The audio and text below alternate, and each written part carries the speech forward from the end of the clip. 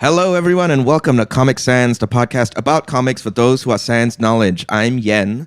I am typically the comics half of this show. I'm usually regaling my partner, Nathaniel Ma, who's staying silent for the time being. Thank you for saying my full name. I'm Nat. I'm typically being regaled. I don't even know what that word means, but I'm just kind of riffing off you. Blown away.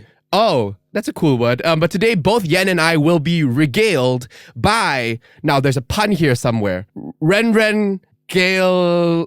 No. The problem with that, Nat, is that you are mispronouncing the name. I'm so sorry. I'm so sorry. With us today is Renren Galeno, a terrific comic book writer and artist from the Philippines, winner of the National Book Award in the Philippines, also Pulitzer finalist for a wonderful piece in the Washington Post called Searching for Maura, the book that won the National Book Award in front of me right now, Sawala. Renren, welcome to Comic Sans. Hello. Hello, Renren. Ooh, hello.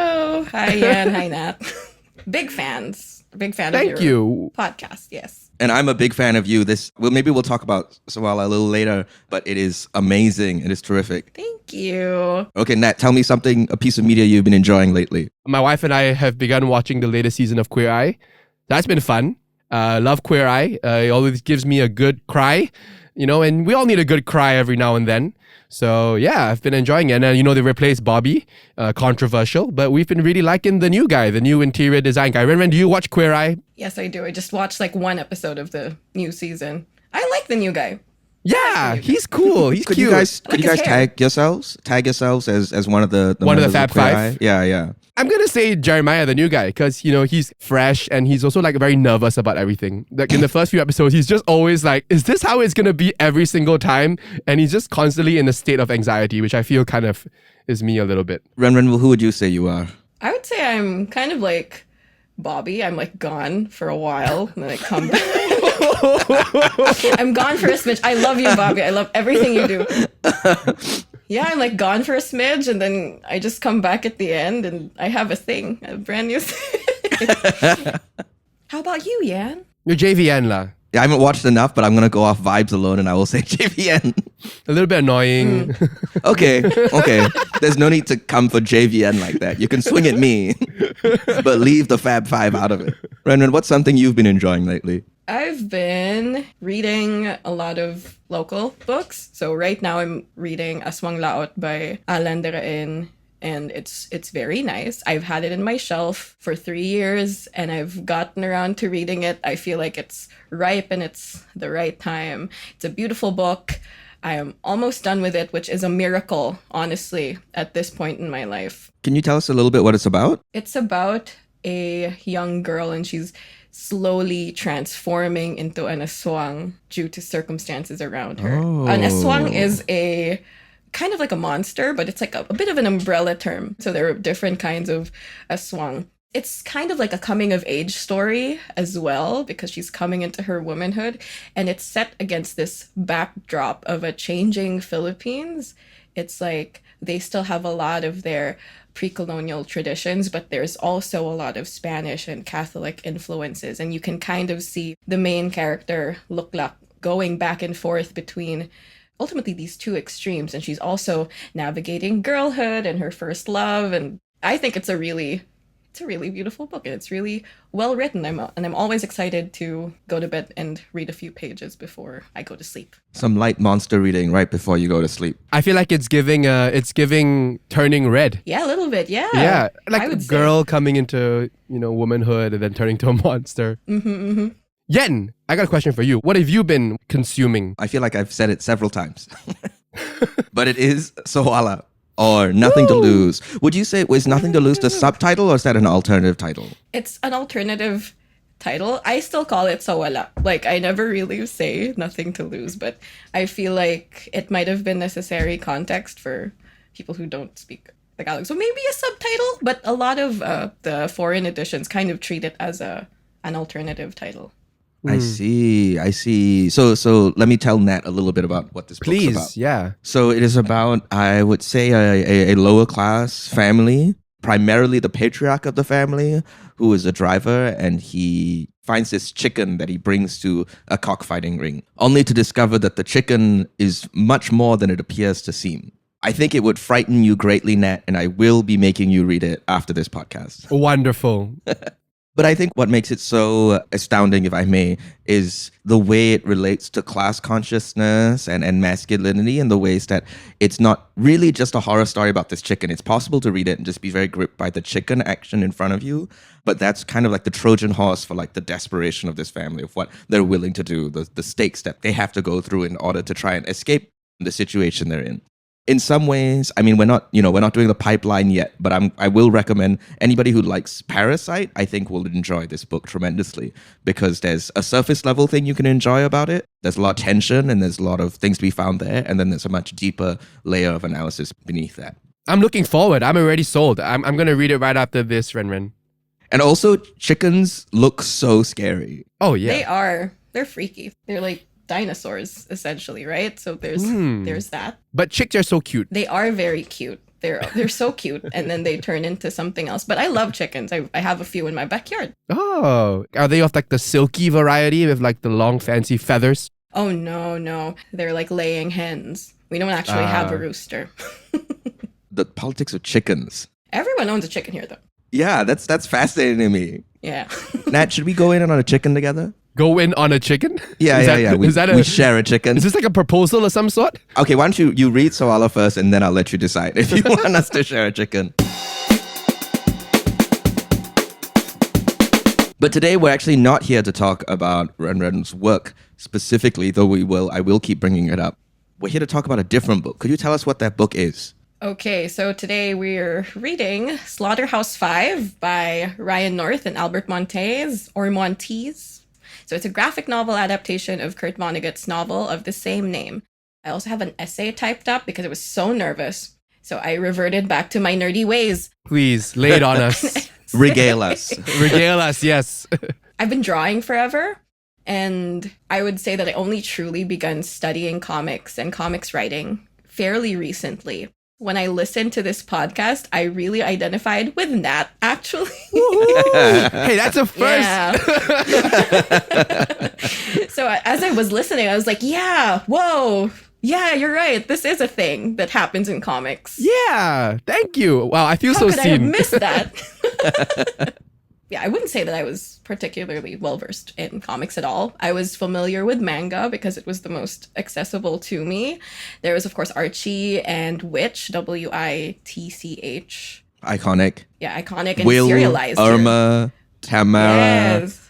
Cordelia. Tirani, and then Cordelia, and then Halen. Halen, wow, that was, I think I did pretty well though. Those were easy to come by. So those were my comics growing up. And there were like comics at the back of junk food packets or something. Is that a thing in the Philippines? Yeah. Sometimes, yeah. There Wow. was, especially when I was a kid. Now I think it's kind of faded off. Right. So this book came at like a perfect time for me. I was kind of making comics for about 3 years at that point, and I was itching to get better, and I really wanted to understand what I was doing or kind of articulate what I was doing better. I had come from painting, which is completely different.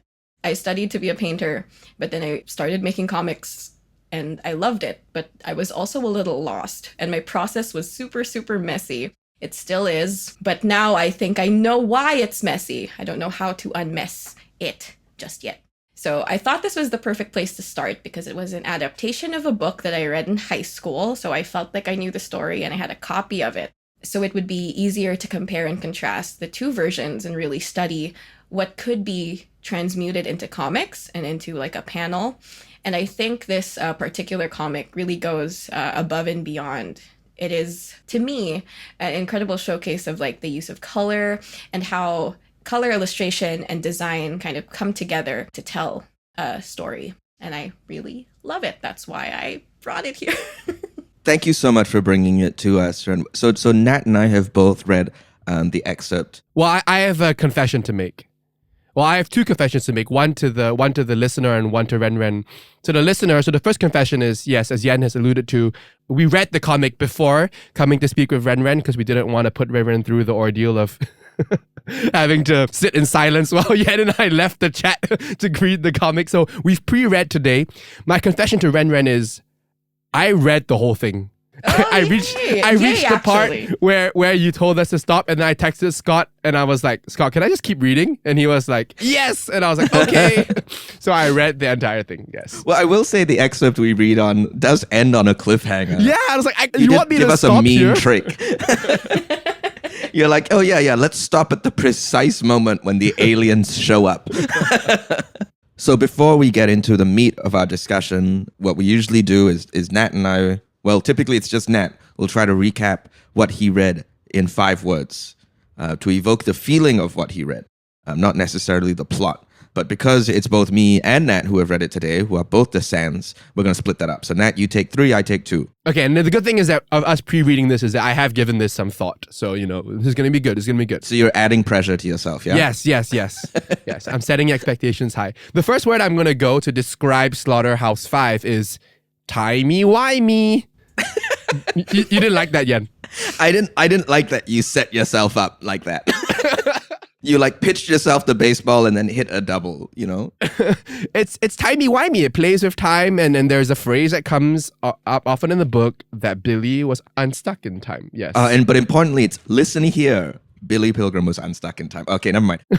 my word, simultaneity, right? Because it is timey-wimey, but there's also a lot of concurrent things occurring across time at once, which makes this book particularly unique in its comic book form. But Nat, take the next word. It's a companion word of the word I just said. And I think it may be problematic.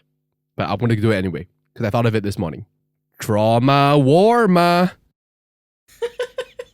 The thing about when you have to do it on instinct, right, is that we can forgive you. You thinking of this ahead of time. I thought of this and I was so proud of it.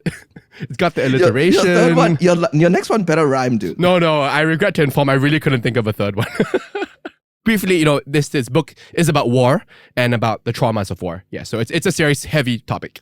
That's where the warma comes from. Yes, exactly. Not to be confused with shawarma, which I believe is a type of food. Are you implying that out there somebody has shawarma? My 4th word, it's pretty simple, but it's meta. You stole that from me. I'm gonna cheat a bit, as I always do in these things. My last word will be fully hyphenated, and I think we can actually all say it together. Okay. I think it's actually gonna be a phrase, and it's 4 words long. Renren, you can join in with us. No pressure. Are you ready? 1, 2, 3, and so it goes. I'm just going to quickly say what this section we read is. So as Renren mentioned already, this is an adaptation of Slaughterhouse-Five by Kurt Vonnegut. And that's very forward in the book. So the book immediately, because already Slaughterhouse-Five, Kurt Vonnegut is like a character within it. But here, he is explicitly a character in it where Ryan North is saying, hey, actually, this is an adaptation of a novel by Kurt Vonnegut. And it's all kind of jumbled up, much in the way that time is unstuck for Billy Pilgrim. The long and short of what we read is that Billy Pilgrim is in Germany after the Battle of the Bulge in World War II. And he's wandering with 2 scouts and the despicable Roland Weary. And as he's wandering through, he's suddenly finding himself shot forward in time to moments where he should not be, such as him having an affair during a party for optometrists, talking to his aging mother. And then the excerpt we ended on is his abduction by aliens. I don't think I really need to say any more than that right now, because I think we're going to just get into it. I have a question. So before we get into, because I know Renren, you've read the novel. Yan, you've read the novel. I have never read the novel, so this is my first touch point with this story. I have a few questions about the novel out of curiosity. So first, I was going to ask about Kurt and him being a character, but you mentioned Yan. So in the novel, Kurt is also a character. He writes himself as a character into the story. Well, the whole first chapter is actually just Kurt kind of introing us into the circumstances that led up to the book. It is very meta, even in the novel. What I really liked was the whole thing with the first 4 pages of the comic book. You'll see that he's portrayed as this guy who kind of goes to his old war buddies, and the same thing happens in the novel. So we have Kurt kind of figuring out how to write his famous book about Dresden, is what he says. So The novel begins that way. Vonnegut is talking about how he was going to write this famous book, and he even goes as far as addressing his publisher by name.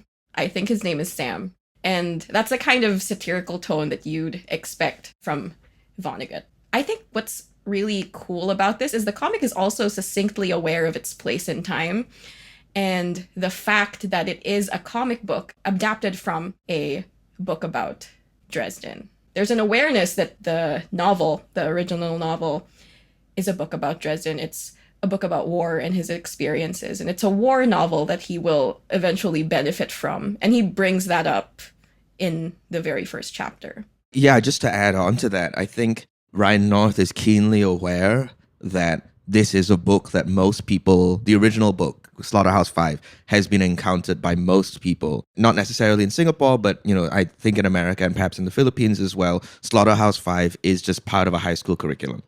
Like, this is just a book you read, you are expected to read. But it's also, I would say, for many people in my conversations with them, perhaps their first encounter of a meta work, of a work that is so tonally cheeky while also being about something very serious. And you're talking about the novel here. The novel itself, right? Right. And so I think there's a little bit of leapfrogging that Ryan North is doing. He's jumping over that context. He already knows, hey, you probably already know how this goes.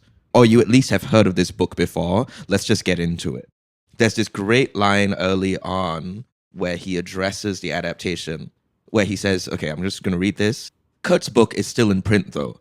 And now you're reading a new version of it in a different medium. This is the comic book adaptation of Slaughterhouse-Five, or The Children's Crusade. The two versions of the story are very similar, only ours has more pictures. For example, both begin like this, and then within a caption box, listen, Billy Pilgrim has come unstuck in time. And both end like this, and then there's a lovely little panel of a bluebird going, Wait. Nat, give me the sound effect. Oh, I was going to say, Renren, you give it to us, Renren. I'm going to give you the honor of vocalizing the bird. Oh, dang. This is a lot of pressure. Poo-tee-weet. Very somber. Very somber delivery. He is a bird in a Vonnegut book, so I imagine. He would be somber. That is correct. It's also exciting to me, Nat, that you were so drawn to it, not having any of that contextual knowledge. Yeah. Right. Have you read anything by Kurt Vonnegut before? I don't even know who this guy is, man. Man, you're so illiterate. It's just insane. Hey. We don't need to spell it out so explicitly. If I spelt it out, you wouldn't know. Shut up. But actually, Nat, I do wonder if you've seen this one famous video, and Renren, I don't know if you've seen it too, of Kurt Vonnegut with the whiteboard, and he's explaining how a story works. No, I haven't. Okay, I'd suggest everybody go watch this. We'll link it in the description. But basically, it's him going through like what are the different types of stories there are, right? So it's like boy meets girl, boy falls in love with girl, and he's drawing an upward line. Girl falls in love with boy, they break up, line plummets. Or it's boy wanders through the woods, boy falls into hole. He's basically like elucidating what a story structure can be, but at the same time, at some point, he just starts drawing in circles because it can be anything as well. And that's very much the experience of Slaughterhouse-Five, right? Where there is no linearity to it. There's a faux linearity to it in terms of the reader's experience, but actually, as is said multiple times, everything has already occurred, or is about to occur.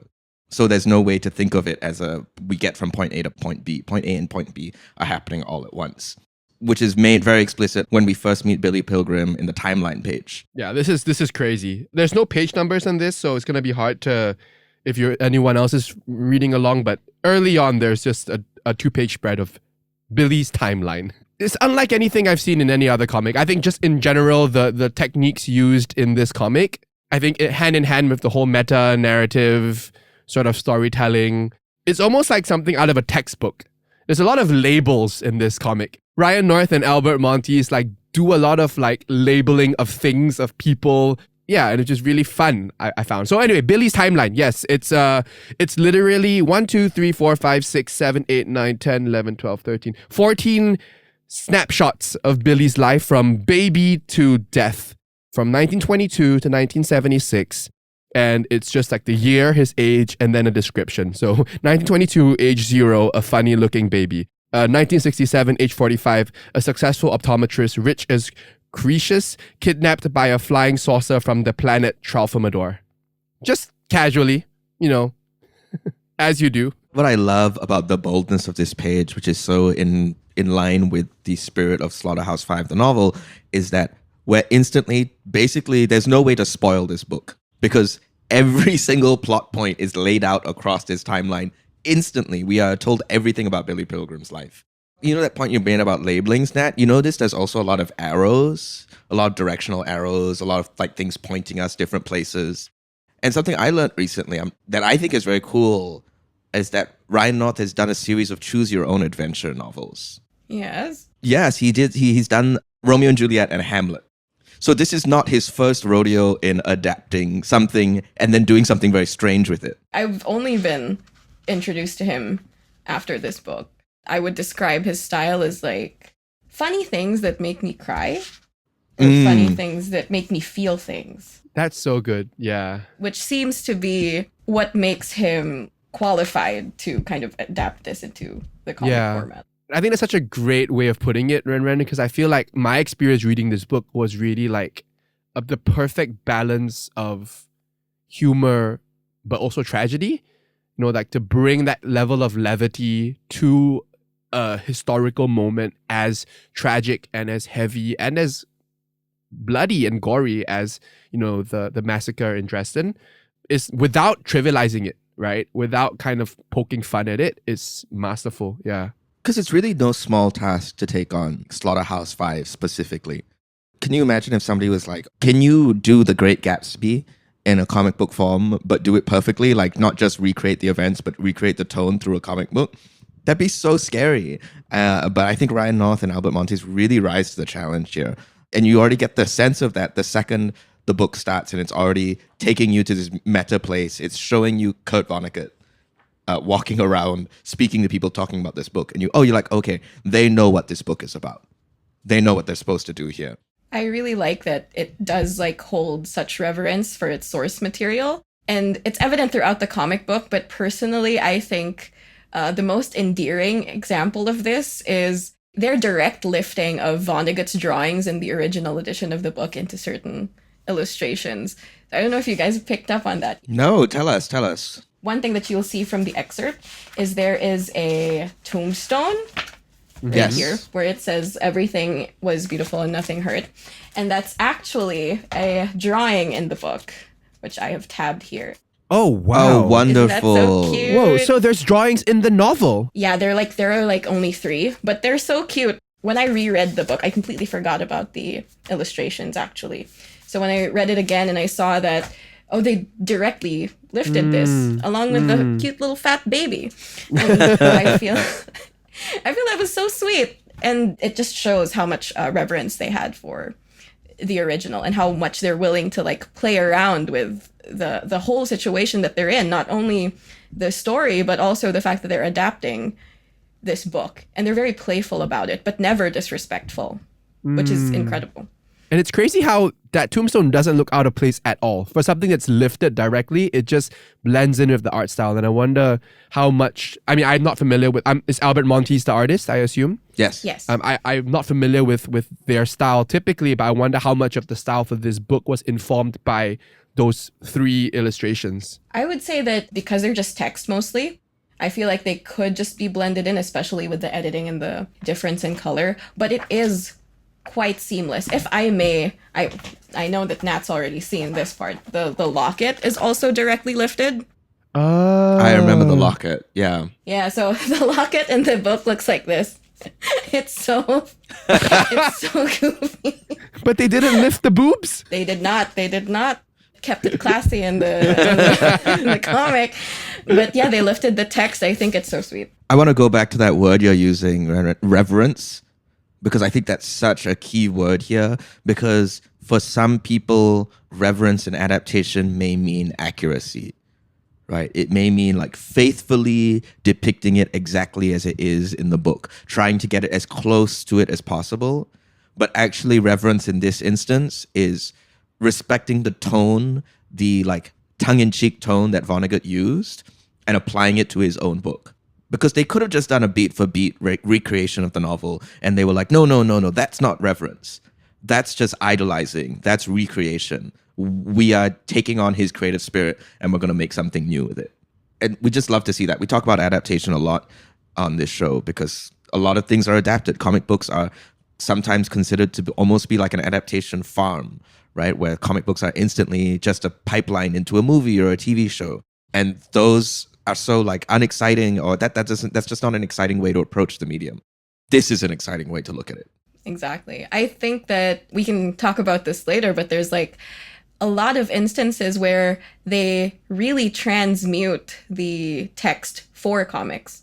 The way that things in the book play into the theme, it's really well done for the comic medium. They really transform it for a visual medium that you can see and flip through, and they really make use of the book as an object, which we'll talk about later, probably. We can talk about it now. I mean, I would love to hear some examples of this. No, I do want to talk about it, and I want to talk about it specifically with my favorite guy to hate, Roland Weary. Everyone's favorite guy to hate. So for the listener, Roland Weary is this dude we're introduced to early on, who's just another soldier, but I want to read the description because another incredible thing that they do in this book is there is a page with the supporting cast. They kind of show all the characters and they all have little descriptions, and Roland Weary is the first one there. And so his description is, Roland Weary, stupid, mean, unpopular, unhappy 18-year-old obsessed with glory. Sound familiar, Yan? The mean part specifically. Does the stupid... Why would you do this to yourself, you know? Why would you give me that? We're introduced to Roland Weary there via text in the supporting cast page. But then there's another instance when we're being told, here's another time you're going to understand what Roland Weary is. And it's this wonderful page with 9 panels, 3 rows each. And the first one is Roland Weary in 3 panels. And then it's Billy Pilgrim in 3 panels. And then it's the scouts in 3 panels. The scouts who are leading them out of the German lines where they are trapped. Nat, can you give me a rendition of Roland Weary's voice? This is gonna be disappointing. I don't know where I'm drawing from here, but it's gonna come out. Okay, are you guys ready? Yeah, ready. See that? Iron Maiden. Real one's bigger. Put someone inside and close the door and blood comes out the bottom. You like that? Not really. Smack. Beat you up. It's a 3-panel breakdown of Roland Weary talking to this skinny teenager, showing him his toy torture device that's also a lamp, and then the kid not liking it, and then Roland Weary beating him to a pulp. Billy Pilgrim, our sad, sad man. So he says, you guys go on without me. That's the first panel. And then the middle panel, it's all these labels pointing at him and being like, no helmet, no cap, no overcoat, no weapon, civilian shoes, one with a heel missing. Basically saying, loser. The way we are being set up with Billy Pilgrim as a protagonist is that he is down in the dumps. He's a sad dude. He's a sad, sad dude. And that's that with the Serenity Prayer later. That part is brutal, but the notion is that Billy Pilgrim has no control over his life. This is not an active protagonist. This is a protagonist to which things will happen to, and perhaps he will come out of it, but he will be changed. But he has very little say in what he's doing. I want to hear other examples that Renren felt. We can go back to our favorite round meanie, Roland Weary. So, in the next few pages, actually, you'll see this spread of him, right? And this is actually one of my favorite spreads in the entire comic book, or this particular sequence, I would say. It's this exploration of his character through illustration. My preference for visual storytelling kind of shows here because I felt like I only fully understood his character after I saw this particular illustration. So it like opens up with Billy Pilgrim and Roland Weary and the 2 other scouts making their way behind enemy lines, and it's cold as shit and they're exhausted, and you are introduced to him in this way, and he is a paper doll. He's given this full spread illustration, a drawing of him with the perforated like cutout lines, and all around him is all the gear he has on him, all the gear that he's ever been issued. And they're also drawn as if they were accessories to his paper doll. And right off the bat, you can kind of sense that he's a baby. I feel like, I don't know, as a girl who played with the paper dolls, that's a baby. Also, he's described as baby-faced in the book. He's like an 18-year-old. So he has on him every single piece of equipment that he's ever been issued, which is an absurd amount to carry this deep into the woods and this late into the war. And the novel equivalent to this is like a huge chunk of real estate, like a huge paragraph dedicated to just enumerating everything. And this is in contrast to Billy, who is pretty much nothing, not even a weapon, and the scouts who just are like cool and competent. And it really clicked for me there that he's just a dude. Roland's just a dude. Yeah. And he's a baby playing dress up, and he clings to these kind of artifacts of war because he thinks that makes him cool.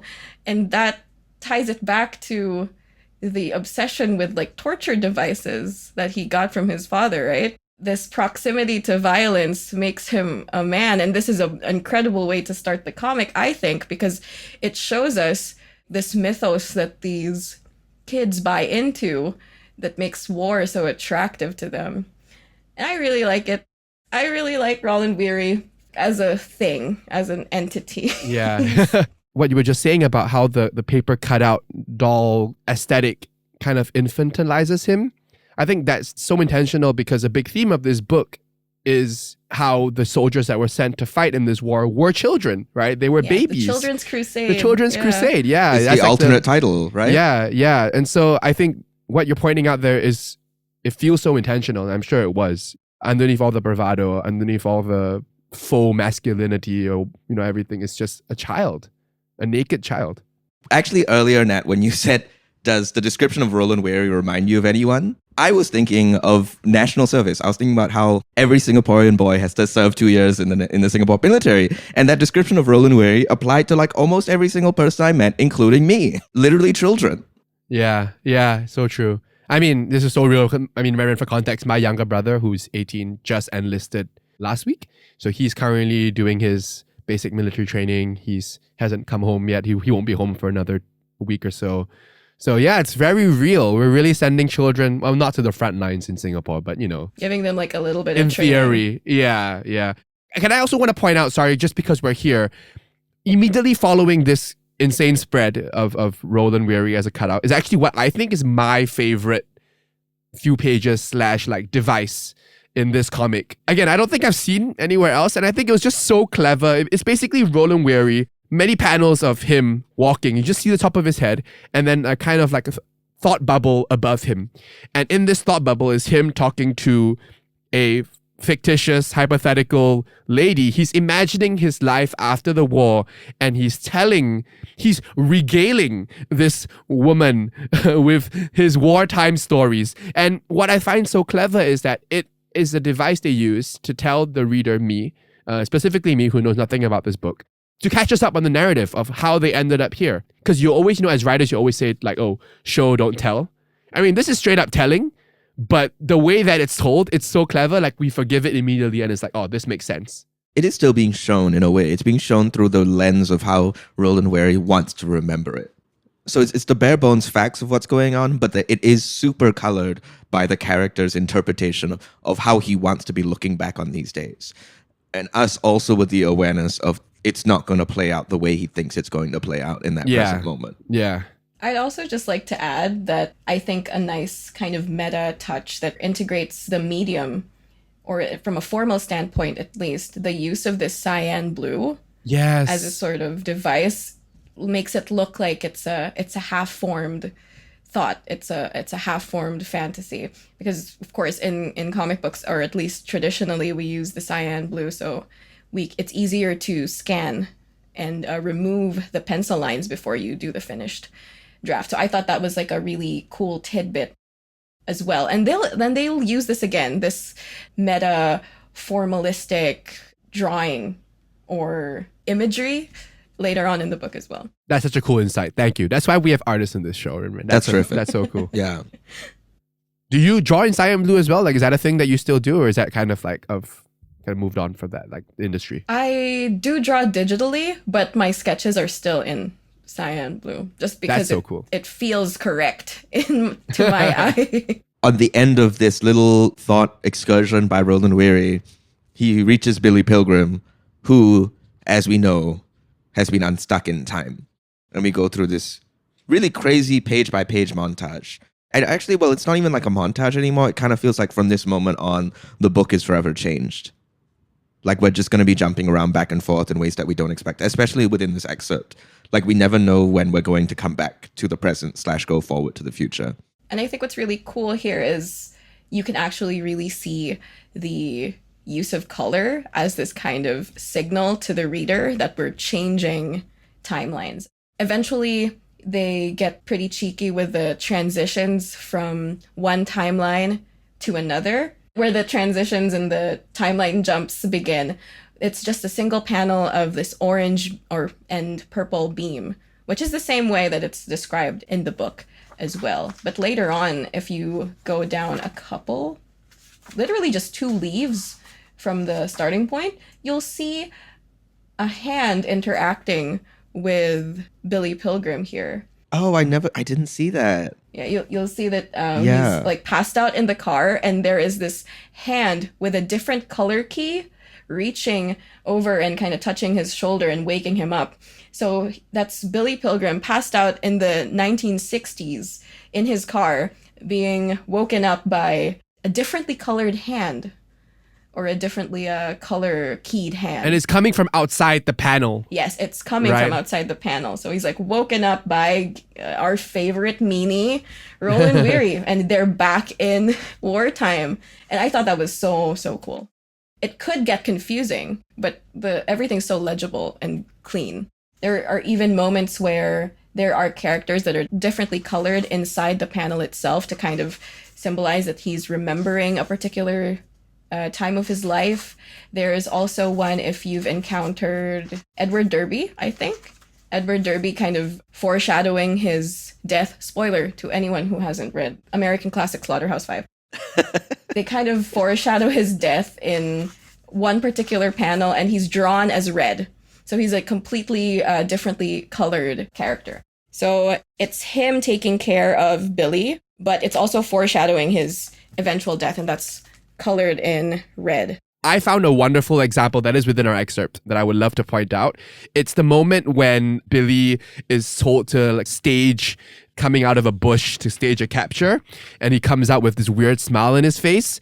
And so there's just this moment when he has a weird smile on his face because he's unstuck in time again, and and the text says, Billy's smile was at least as peculiar as the Mona Lisa's. This was because he was simultaneously climbing out of a shrub in 1944 and riding his Cadillac in 1967. And on that panel is just this brilliant that one overlay of half the panel is this black and white or kind of monochrome picture of Billy coming out of the shrub, and the other half is Billy driving his Cadillac, but there's still a monochrome, totally out of scale soldier in the back seat.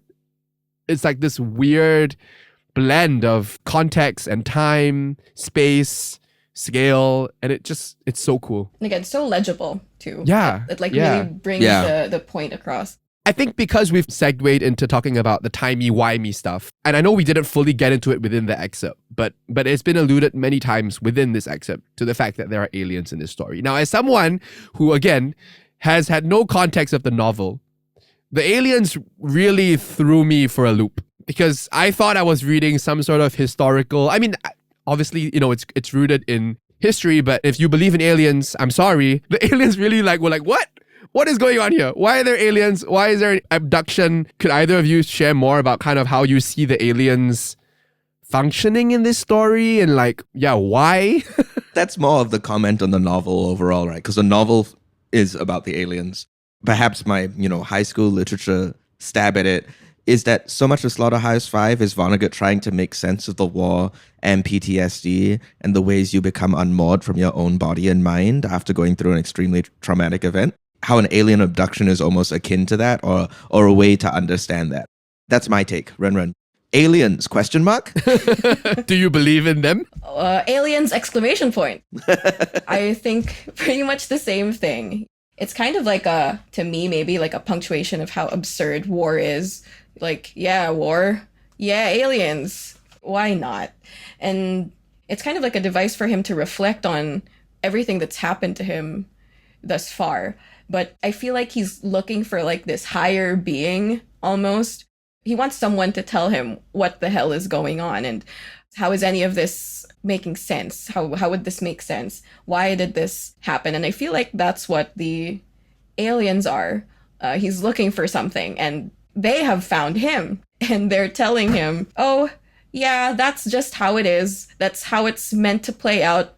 There's no other way you could have changed it. And I feel like that's how he finds comfort in everything that he had to do to survive the war and everything that he's seen. The main tenet of the aliens is that everything has already happened. You can't change it. We look at you and we see everything. It's kind of, I suppose, a comfort to him that there's nothing he could have done. That's actually so true because, I mean, again, this is outside the excerpt that we supposedly read, but the happiest that we see Billy in this book is when he's living on the alien planet in like a terrarium as a zoo exhibit. And he's just happy there. Yeah, it's like his escapism almost, like taking like a physical form because, spoiler for American classic Slaughterhouse-Five. He's in there with this beautiful woman. We have seen her boobs and her locket, and he has a baby and he's just fed. He's well fed. He just lives his day-to-day life and he's just being observed. So there's that whole thing going on. He's living a life that I think he expected to have or that he wanted to have. But again, the comment on him being this really passive character where things just happen to him, really, it comes out here as well. He truly is just this guy that things happen to. Can we go to the Serenity Prayer? I'm dying to get to the Serenity Prayer. Yes, please. This is a moment in, I think this is 1967. Billy, as an optometrist, in his office and on his wall is the Serenity Prayer, which for those who aren't familiar, Nat, please sermonize for us. God, grant me the serenity to accept the things I cannot change, courage to change the things I can, and wisdom always to tell the difference. Amen. That is Amen. Comic Sans ASMR. I mean, that's almost like a cliche. You find it at the Goodwill. Like, that's just, it's a saying, it's a phrase, right? And the sad thing is what comes after it is where Billy's grinning at it, looking at it, one panel of silence. And in the next panel, the narrator comes in and tells us, among the things Billy Pilgrim could not change were the past, the present, and the future. No. It's so sad. And so it goes, man. And so it freaking goes. I mean, that whole page with this Serenity Prayer, I mean, this is exactly what you were saying, Renren, about like, it's funny, but it makes you feel. Absolutely. We're just talking about Billy Pilgrim as a passive protagonist, and it just goes against all the rules of like storytelling. Never have a passive protagonist. You need a protagonist who can drive the action. This is like the complete antithesis to that, but it works so well. Can we now get to the film? I think it's time. I think it's time. The film in reverse. Oh, yeah. I love this sequence. I love this sequence so much. I feel like I read and reread it so many times the first time I encountered it. And would anyone like to recount? I was going to ask you to do it, Renren, because you love it so much. I would love to hear you passionately. Yes, I would. So right before Billy is abducted by the Tralfamadorians, he watches this war movie, and it appears to him in reverse. So you'll see like that it's this sketchy thing, but we'll talk about the form later. So the planes, they suck up the bombs from the ground and they take them back to home base to be dismantled and disassembled, and then they're further deconstructed to their very minerals, and then they're like returned to the land, to the mines, and then Hitler is a baby, and we create the perfect human beings in Adam and Eve. First of all, sick, cool, sick, amazing image. As it's described in the novel, it's just that, right? It's just the sequence of events, but the visualization makes it so cool. So you'd think that the way to visualize this. I'm really excited. I'm happy to be here. Please, don't hold it. No, we love this. I'm so ready. We love this. So you'd think that the way to visualize this is with like a grainy TV that has those artistic scratches, right? Like you're playing a tape in reverse. But no, it's a storyboard. It's a series of sketches. And I'm interested, first of all, to know why you think that is. I don't have a clever answer for that. Do you, Yan? Well, I do. Yes! Let's hear it.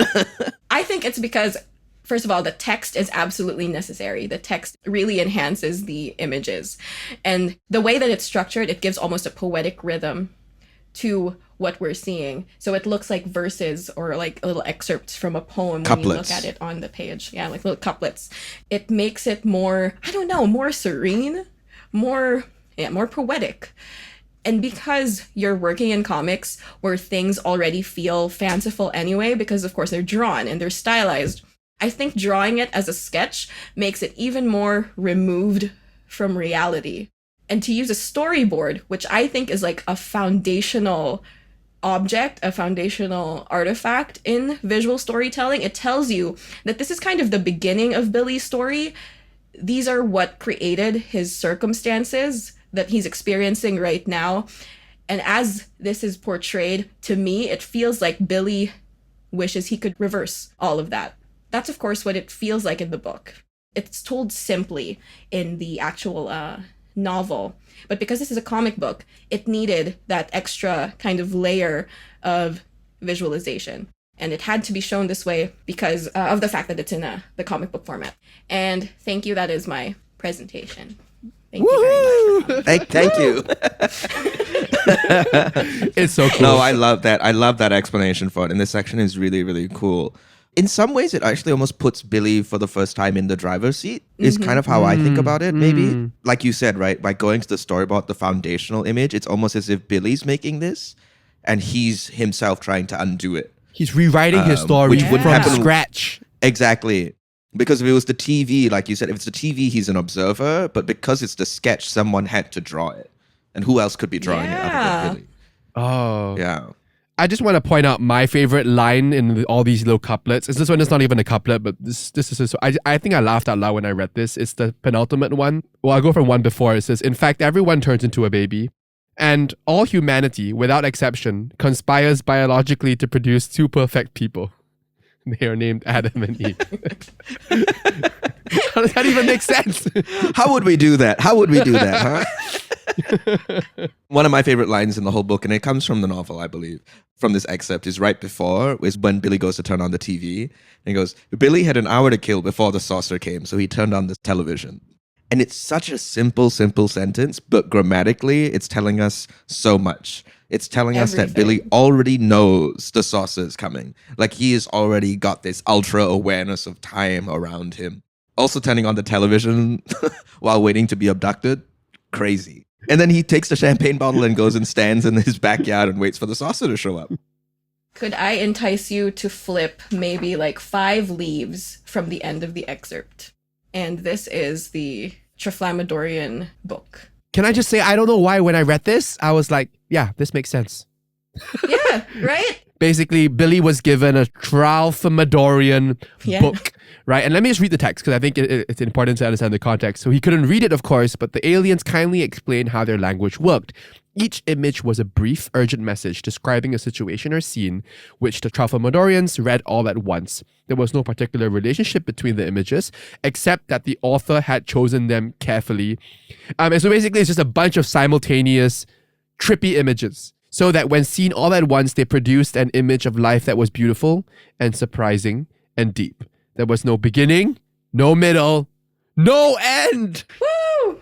No suspense, no moral, no causes, no effects. Just the depth of many marvelous moments seen together all in the same instant.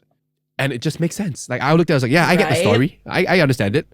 Yeah, absolutely. This is like how you learn how to read the entire book. It's like a key. In the novel, when Billy asks for something to read, he's given a book that is described to be, and I quote, "brief clumps of symbols separated by stars.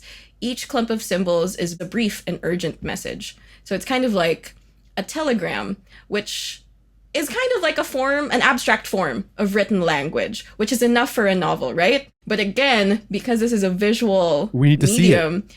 Yeah, you need to see it. You have to transform it into something else.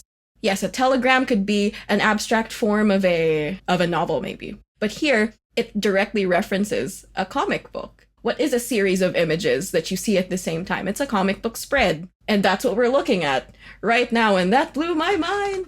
It changed my life. Good. It's so good. Just the depths of many marvelous moments seen together all in the same instant. Is that not just the best comic book pages we've seen? I want to ask, is this in a novel? Because I feel like they're quite self-deprecating, the comics in this story. There's a couple moments where like they're reading this fictional author, Kilgore Trout. Yeah, of course he's writing comics. Yeah. Because he's like an unsuccessful sci-fi author. Yeah, yeah. And I will mention that in the novel, he's just a sci-fi writer. And he's so the comic is an addition on their part. Yeah, the comic is because it's a comic. To expand, like based off of my memory, right? Kilgore is also a little bit of like author insert for Kurt Vonnegut, like the fears of being a failed sci-fi writer. So of course he would also be a comic book writer now that it's a comic book with a comic book writer. Right. I think we've reached the end of the excerpt and then some. But typically when we finish reading the excerpt, I will ask Nat, will you keep reading? But, as time is with all things, we already know Nat has finished reading, but we will still ask the question. This is crazy. Are you ready for this yet? I'm about to blow you. I'm about to regale your socks off. I leave my socks out of it, please. I am actually so enticed to read the novel. Whoa! That's insane. I don't That's read insane. Renren. I don't read As books. established, he's illiterate. I'm will gonna learn to read. take English lessons to read this book. My socks regaled. No, because I'm just so intrigued to know like what this was drawing from and how much was transmuted. Everything that Renren has been speaking about, like I want to know where it started and how it got here and what was done in between. So yeah, I mean, will I actually do it? Who knows? But you heard it here first, folks. I'm enticed to read the novel. The best adaptations exist in parallel with the work they're adapting, where you can read one and you can think, actually, I really want to see how it was done the other way. Yes, you're right. And there's no act of like minimization or like anything like that. This is, actually, I think I can experience both these works in the form they were presented in, and I would enjoy them most. A big part of that is because, like, as we've said, early on, it doesn't matter if the plot is spoiled. Like the thing spoils the plot for you from the start, right? So you don't lose that experience of experiencing the plot for the first time. Like that's not a thing. It's like Hamilton, right? Everyone knows at the start, me, I loved him. Me, I'm the man that shot him. Dun dun dun dun dun. Right? Me, I'm Roland Wary. I'm mean. Me, stupid. Poo-tee-weet.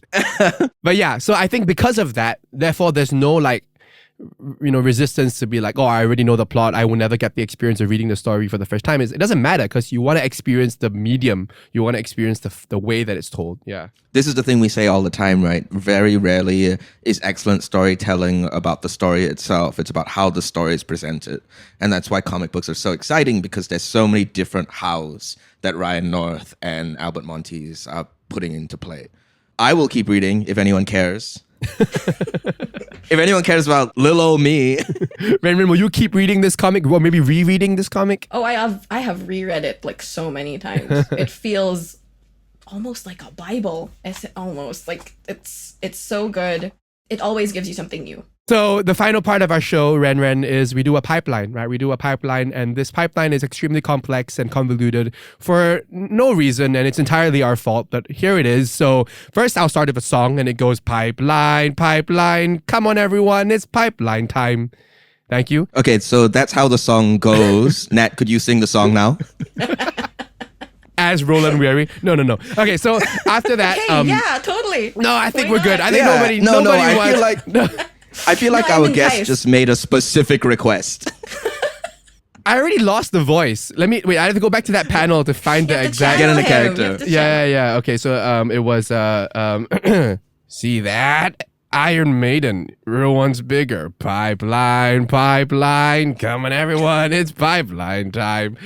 Okay, so how this pipeline works is we have Slaughterhouse-Five in the middle, and we're gonna start pre-Slaughterhouse-Five. So if someone has not read the American classic Slaughterhouse-Five, what would be something not non-comic, just like a piece of media, like a TV show or anything that would entice them to get into Slaughterhouse-Five? Wait, but to be specific, Nat, not the American classic, the graphic novel Yes, adaptation the of graphic American novel. classic.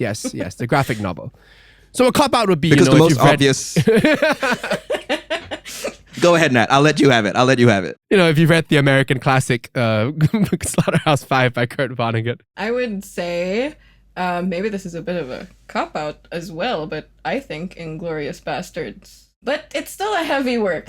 It's not exactly something to ease you into this graphic novel.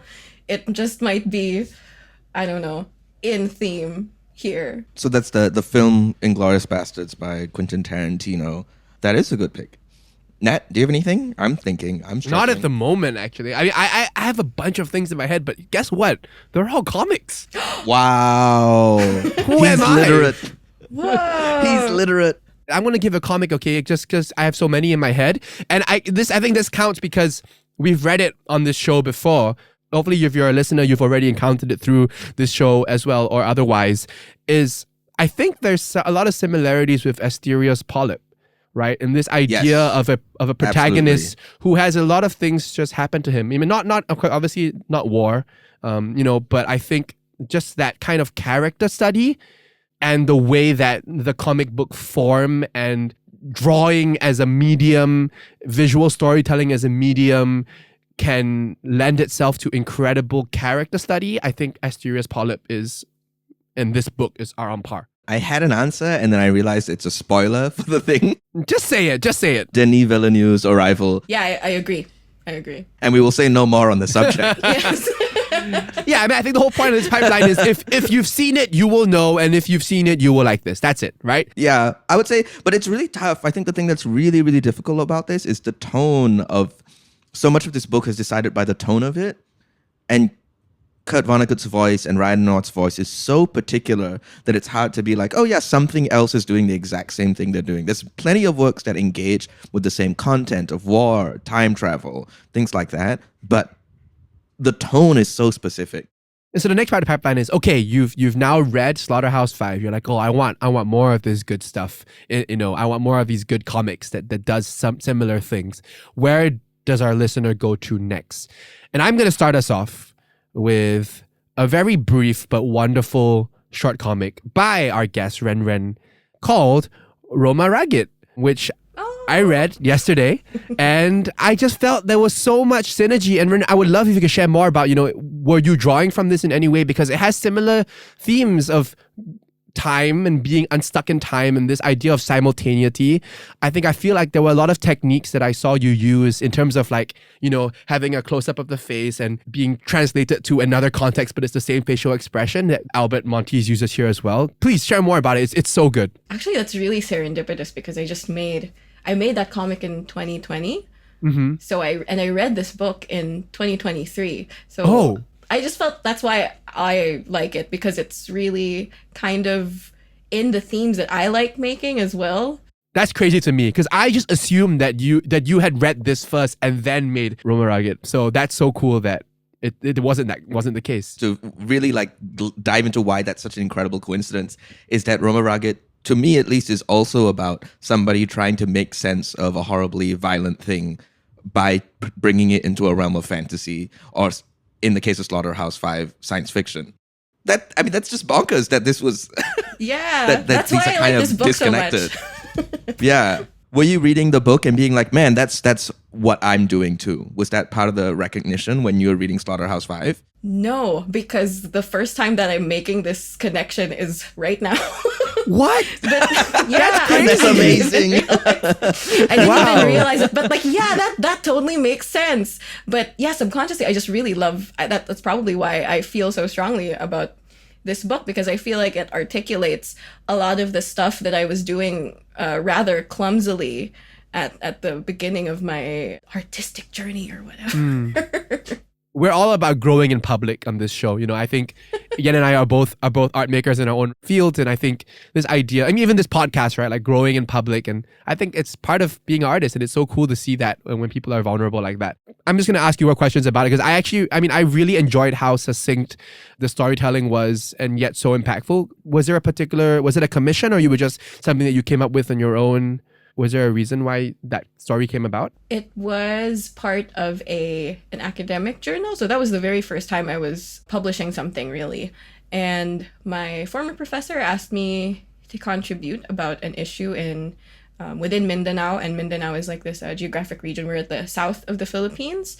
And I pitched to them Roma Ragged, which is based off of a particular conflict in Mindanao, but it also kind of encompasses a lot of them. It represents quite a few. It's not particularly specific. It's not specific. I do remember there was a time when I was in college and I saw this exhibit where a bakwit, or an evacuee child, drew a picture of a helicopter. Like, he drew it, and it was exhibited in our university museum. And to me, that's a damn good picture of a helicopter. It's too good Like, why are you always seeing this helicopter? How can you see it so often that you can draw it so well? And that's kind of what inspired this work, because the work is about a child who escapes into this dreamscape. And it's kind of cool that you point that out, because now I'm realizing that, oh yeah, the colors. I was gonna say the colors. Very cool. I feel kind of giddy right now, realizing that that's a thing that I did. Cool. We have to give credit where credit is due. I think Scott was the one that kind of turned me on to read Romaraget before today's episode, and was like, I think you're going to find a lot of synergies here. So shout out to our producer Scott for drawing that Scott. connection. I also use a lot of the imagery related to the folk art from that region. So it's a lot of it's the a lot way of that you draw the soldiers and sort of the gunfire is so stylistic. It softens the violence, but in a way that doesn't diminish its impact. Yeah, because it is, after all, a kid's dream. And Romaraget itself, the bird, is based off of the drawing of the kid that I saw. Because Romaraget is like helicopter shaped. Spoiler for not American classic. So Romaraget is the bird. It's the word for like a predatory bird. Ah, okay. So it looks like a that adds helicopter. another layer of depth. Yeah. Yeah. Wow. Well, I really recommend our listeners to go check this out. We'll link it in our show notes. It's a beautiful comic. It's maybe 12 pages? Is that Like 5 minutes read. Yeah. And it's silent. Yeah. And it's a perfect companion to Slaughterhouse-Five, which is a very verbose comic. But similar themes without any of the words. Yeah, and do you have a recommendation for the tail end of the pipeline, another comic? I want to say Soala. But I also now just want to have you back where we can actually talk about Soala in depth. And I don't want to try and pigeonhole it right here. Great news, everyone. We did have Renren back on the show on the Comic Sans After Show. You can catch that episode on our Patreon by becoming a friend of Comic Sans, where you can listen to all our after shows as well as listen to ad-free versions of the existing episodes. We had a terrific conversation about Soala, about Renren's process. I cannot recommend it enough. Renren is so fantastic, and you should really check it out. So instead, I'm going to go somewhere completely else, which is to read Ryan North's other work. The one that I have the most experience with is his run on the Fantastic Four, which is ongoing right now. And it's superheroes. It's, first superhero family. And you'll be surprised at the emotional depth he's able to take it to. And already issue 1, The Thing and his wife, Alicia Masters, are trapped in a Groundhog Day situation. And as you can imagine, Ryan North goes crazy. Timey-wimey again. No, really, and really plays with paneling in that book in such an exciting way to evoke that repetition. Renren, do you have any suggestions? I have 2, and one would be, it's the graphic novelization of 1984. Whoa. Oh, who did that? It's by Fido Nesti, and it's gorgeous. And I think that the newspeak kind of really is highlighted in the book. I think it's beautiful. It's also part of this whole thing I'm doing where I'm checking what is an essential thing to visualize, checking back and forth between the novel and whatnot. Yeah, it's also white, black, and red, if you're into that. If you're collecting spines by color. I don't know if I'm allowed to do this, but I would like to highly recommend our brand new comic. Please, plug away. With our producer. Scott has written this comic, a 12-page comic for the Manoa Journal called Between Panels, and I've illustrated it, and it's just come out. So Between Panels is a lovely, lovely comic that is made by Renren and Scott Lee Chua. We're going to link it in the show notes. Renren is not being idle in referencing it as part of the pipeline. Because when I got to the things happening in reverse in Slaughterhouse-Five, I instantly thought of a section of that comic. It's a beautiful, beautiful piece that also plays with what it means to be a comic at all. What does it mean to engage with history? Cannot recommend it enough. Absolutely a must read. You have many things, listener, to read once you are done with this. Oh, yeah. While Nat reads American classic Slaughterhouse-Five. Well, thank you so much for coming on the show, Renren. It's been such a joy to have you and to have your insight on this incredible book. Thank you for bringing it into my life and for potentially making me read more. Thank you very much, Renren, for joining us. Thank you, listener. We'll see you on the next page. See ya.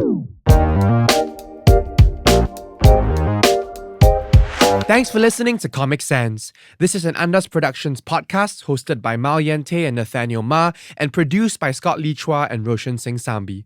This episode was audio edited by Maddie Searle, video edited by Kit Ling Leong. Our cover art is by Isabel Fang, and our motion graphic animations by Kanikni Studio Mariana Rudakova.